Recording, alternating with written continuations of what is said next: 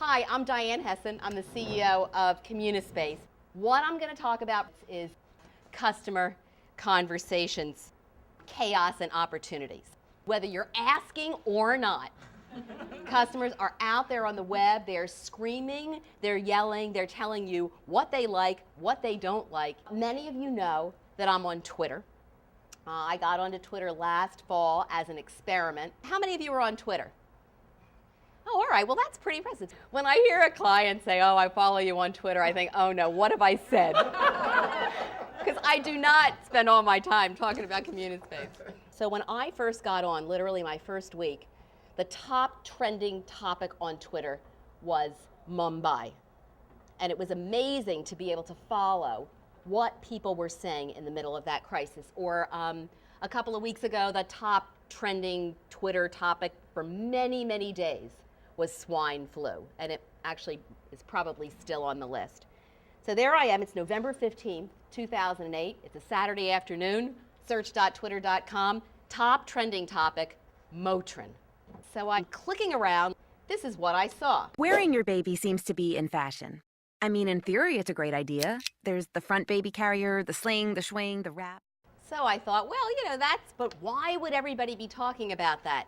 And then I looked at the next video. Motrin, thanks for giving me more than enough reason to just walk away and never purchase your product again without feeling bad about it. There really aren't any words to describe how disturbing this commercial is. There are video after video after video of angry women, and some of them have like 95,000 views. Just an uproar, especially on Twitter, of what's going on. In fact, if you looked at my Twit scoop 3 days before, no one on Twitter was saying anything about Motrin, and then all of a sudden, everything's spiking. Sunday, the mainstream media picked it up. On Monday, if you went to Motrin.com, this is what you saw. This web page is not available. So somebody had said, whoa, stop the train. We have to do something about this. And then on Tuesday, this went up on the Motrin website. It's basically saying, please accept our apology. We're going to remove this ad from all media. 2 weeks later, that is what you saw on the homepage.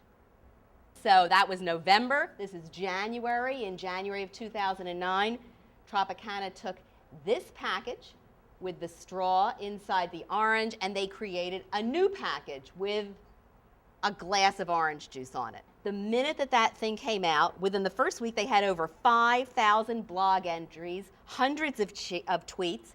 There was a Facebook group created to say how much they absolutely hated the packaging.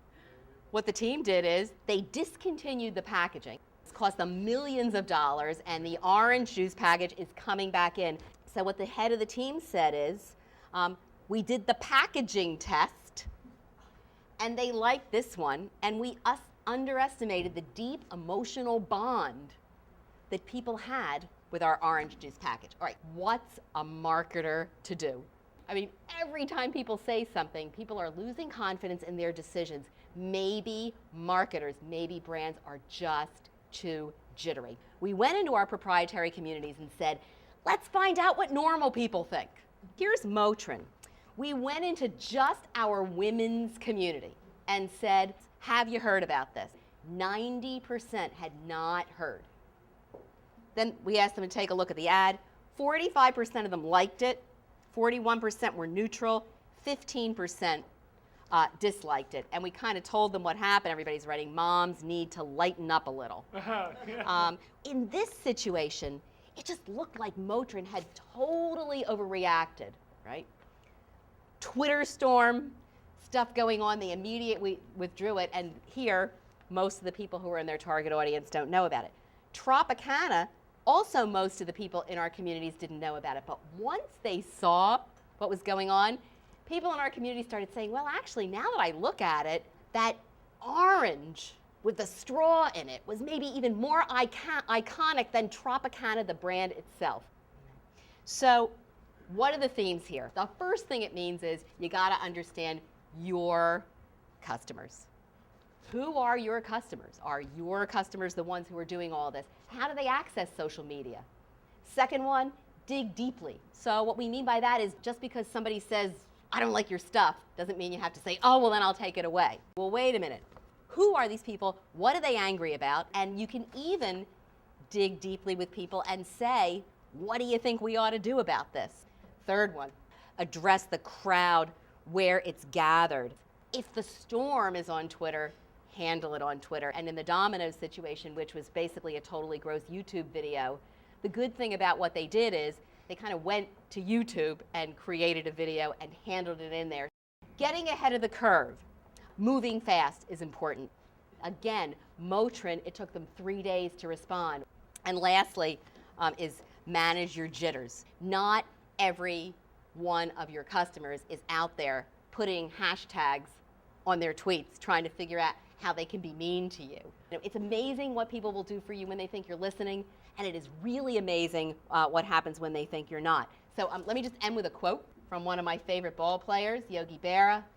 The future ain't what it used to be. Exciting times and a whole new world, and I think it's going to be a lot of fun to just navigate the next year or so.